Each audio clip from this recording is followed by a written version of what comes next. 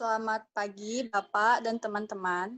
Kami dari kelompok 6 akan mempresentasikan tentang fraud auditing atau audit kecurangan. Sini saya, Bella, ada Adi Mulia dan Banu Ansori. Next.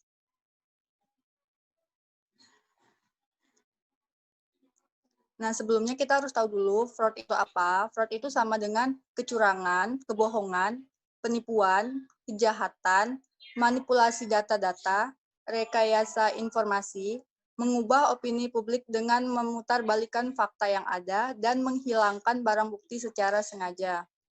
Next. Nah, selanjutnya itu pengertian fraud atau kecurangan. Nah, menurut Pusdiklatwas BPKB 2002, fraud itu adalah suatu perbuatan melawan atau melanggar hukum yang dilakukan oleh orang-orang dari dalam atau dari luar organisasi dengan maksud untuk mendapatkan keuntungan pribadi atau kelompok secara langsung atau tidak langsung merugikan pihak lain. Nah, kalau fraud menurut SPA 240 yang diterbitkan IAPI berlaku 1 Januari 2013, fraud adalah suatu tindakan yang disengaja oleh satu individu atau lebih dalam manajemen atau pihak yang bertanggung jawab atas tata kelola karyawan dan pihak ketiga yang melibatkan penggunaan tipu muslihat untuk memperoleh satu keuntungan secara tidak adil atau melanggar hukum. Next.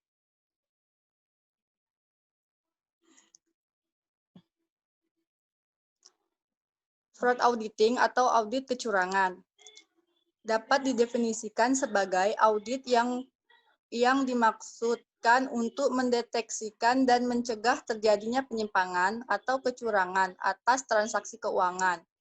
Fraud auditing termasuk dalam audit khusus yang berbeda dengan audit umum, terutama dalam hal tujuan, yaitu fraud auditing mempunyai tujuan yang lebih sempit atau khusus, cenderung untuk mengungkapkan suatu kecurangan yang diduga terjadi dalam pengelolaan aset atau aktiva. Next.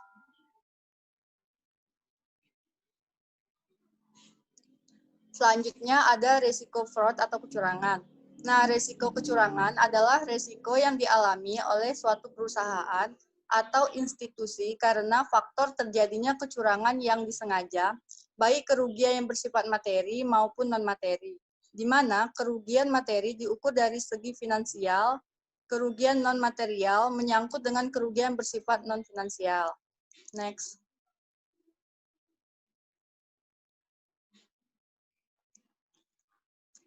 Selanjutnya ada penilaian risiko kecurangan.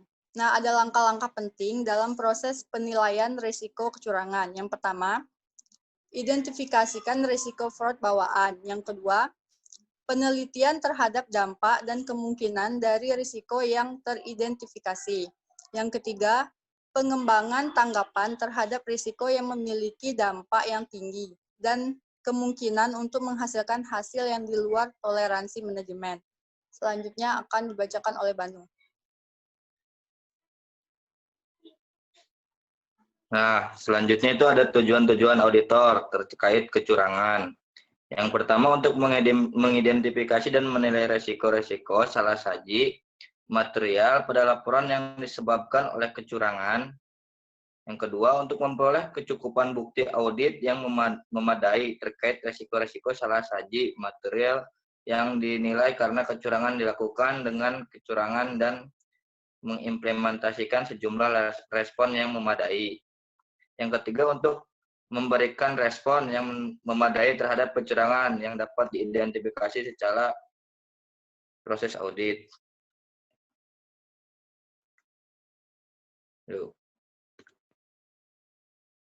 Fraud atau kecurangan, penyimpangan atas aset misalformatif meliputi penyalahgunaan atau pencurian aset atau harta perusahaan dari pihak lain. Ini merupakan bukti fraud yang paling mudah dideteksi karena sifatnya yang tangible atau dapat diukur atau dihitung. Pernyataan palsu atau salah pernyataan meliputi tindakan yang dilakukan oleh pejabat atau eksekutif suatu perusahaan atau implementasi pemerintah untuk menutupi kondisi keuangan yang sebenarnya dengan dilakukan rekayasa keuangan. Dan penyajian laporan keuangan untuk memperoleh keuntungan atau mungkin dapat dianalogikan dengan istilah window dressing. Yang ketiga itu korupsi, menyangkut kerjasama dengan pihak lain seperti suap dan korupsi, di mana hal ini merupakan jenis yang terbanyak terjadi di negara-negara berkembang yang penegakan hukumnya lemah dan masih kurang berkesadaran akan tata kelola yang baik sehingga faktor integritasnya masih dipertanyakan. Font jenis ini seringkali tidak dapat dideteksi karena para pihak yang bekerja sama saling menikmati. Keuntungan simbol mutualisme termasuk di dalamnya adalah penyalahgunaan wewenang, konflik kepentingan, penyuapan, penerimaan, permasalahan secara ekonomi. Next.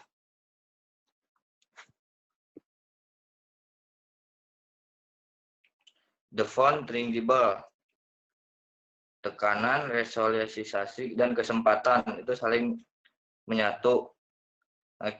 Segitiga kecurangan, kondisi kecurangan dalam pelaporan keuangan.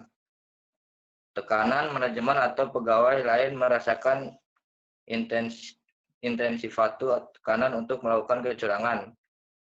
Yang kedua, kesempatan, situasi untuk membuka kesempatan bagai manajemen atau pegawai untuk melakukan kecurangan. Yang ketiga, sikap atau rasionalisasi. Ada sikap karakter atau seringkali nilai etis yang membolehkan tindakan yang tidak jujur atau lingkungan yang sangat menentukan untuk memaksa mereka merealisasikan tindakan yang tidak jujur. Next.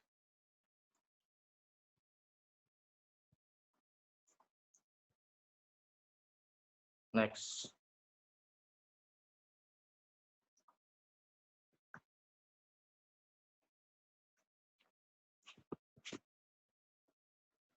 Kemampuan auditor mendeteksi font atau kecurangan. Kemampuan auditor dalam mendeteksi kecurangan adalah kualitas dari seorang auditor dalam menjelaskan kekurangwajaran laporan keuangan yang disajikan perusahaan dengan mengidentifikasikan dan membuktikan kecurangan. Dalam melakukan pendeteksian kecurangan, auditor diharuskan memiliki beberapa kemampuan atau keterampilan yang dapat mendukung dalam melakukan tugas pendeteksian, seperti pertama, keterampilan teknis yang meliputi kompetensi audit, teknologi informasi, dan keahlian investigasi. Yang kedua, keahlian atau kemampuan untuk dapat bekerja dalam sebuah tim. Auditor dapat menerima ide-ide, pengetahuan, dan keahlian orang lain dengan komunikasi dan berpandangan terbuka. Kemampuan menasihati, mentoring skill. Kemampuan ini harus dapat dimiliki oleh auditor senior, di mana seorang senior harus dapat menuntun para juniornya dalam proses investigasi. Next.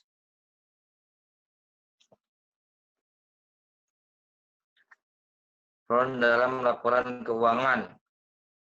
Kecurangan dapat dilakukan melalui laporan keuangan dengan cara sebagai berikut. Yang pertama, manipulasi, memasukkan atau mengubah bukti transaksi dan pembukuan dengan sengaja, menyajikan secara keliru atau menghilangkan transaksi atau informasi penting dalam laporan keuangan.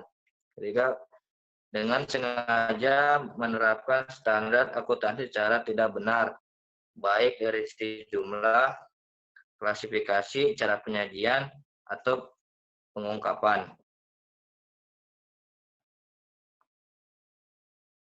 Next. Front dalam laporan keuangan, SAS Statement of Auditing Standard nomor 99 menyatakan bahwa auditor independen bertanggung jawab untuk merencanakan dan melaksanakan audit.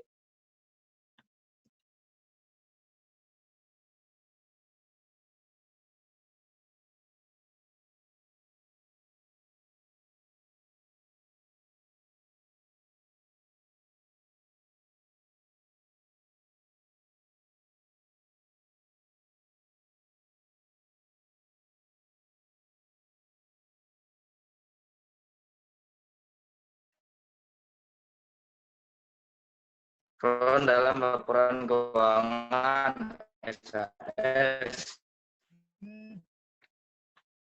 Statement of Auditing Standard untuk merencanakan dan melaksanakan audit untuk bebas dari salah saji material, baik kesalahan yang tidak disengaja maupun kesalahan yang disengaja.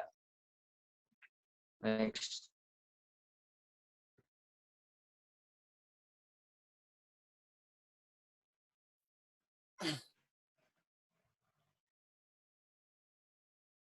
Baik, selanjutnya ada fraud dalam laporan keuangan.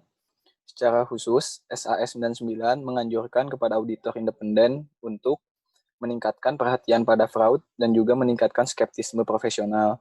Kedua, meningkatkan intensitas diskusi tim audit atau brainstorming session. Tiga, mengumpulkan informasi yang diperlukan untuk mengidentifikasi resiko salah saji material dalam laporan keuangan yang disebabkan oleh fraud.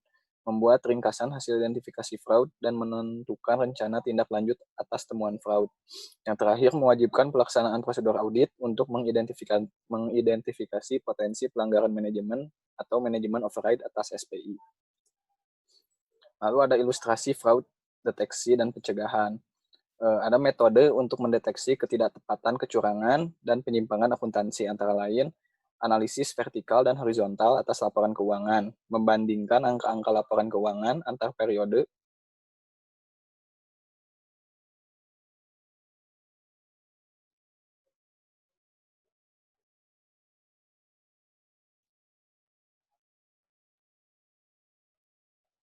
keuangan antar periode atau antar komponen pada periode yang sama. Analisis rasio termasuk pengujian cut-off transaksi serta prosedur analitis yang lain, review atas kepatuhan terhadap ketentuan pinjaman dan kesepakatan dengan kreditur. Beberapa metode pencegahan, pemberlakuan praktik audit internal yang independen, objektif, dan kuat. Pemberlakuan standar etika dan integritas pegawai. Pemantauan secara aktif terhadap manajemen oleh pihak-pihak yang bertanggung jawab dalam masalah governance atau komisaris. Penurunan peluang dan tekanan yang bisa menimbulkan kecurangan melalui laporan keuangan. Pembatasan rasionalisasi fraud melalui training secara rutin tentang permasalahan fraud. Lalu ada contoh temuan dalam audit kecurangan. Kecurangan yang dirancang untuk memberi manfaat kepada organisasi umumnya menghasilkan manfaat tersebut dengan mengeksploitasi suatu keuntungan yang tidak wajar atau tidak jujur, yang mungkin dapat menipu pihak luar. Pelaku dari kecurangan demikian biasanya mendapat manfaat secara tidak langsung, karena manfaat pribadi biaya yang ditangguhkan atau akrius bertambah, sedangkan organisasi ditolong oleh tindakan yang bersangkutan. Beberapa contohnya adalah penjualan atau penjaminan aktiva yang fiktif atau salah disajikan, pembayaran yang tidak tepat seperti kontribusi politik yang ilegal, penyogokan atau bribes, pembayaran kembali, kickbacks, dan pembayaran kepada pejabat pemerintah, pelanggan, atau pemasok. Lalu ada penyajian atau penilaian transaksi, aktiva, hutang, atau pendapatan yang tidak tepat dan dilakukan secara sengaja. Ada juga penetapan harga transfer, misalnya penilaian barang yang dipertukarkan antara entitas yang berhubungan yang tidak tepat dan dilakukan secara sengaja. Dengan sengaja menstrukturkan teknik penetapan harga secara tidak tepat, manajemen dengan pasti memperbaiki hasil operasi dari suatu organisasi yang tercakup dengan transaksi menjadi kerugian dari organisasi yang lain. Transaksi hubungan istimewa, related party transaction, tidak tepat yang dilakukan secara sengaja, yaitu satu pihak menerima manfaat yang tidak dapat diperoleh kalau tidak ada hubungan istimewa tersebut. An arm's length transaction. Kegagalan yang disengaja untuk mencatat atau mengungkapkan informasi yang signifikan untuk memperbaiki gambaran keuangan organisasi kepada pihak luar. Aktivitas usaha yang dilarang, seperti aktivitas yang melanggar undang-undang, peraturan, atau kontrak.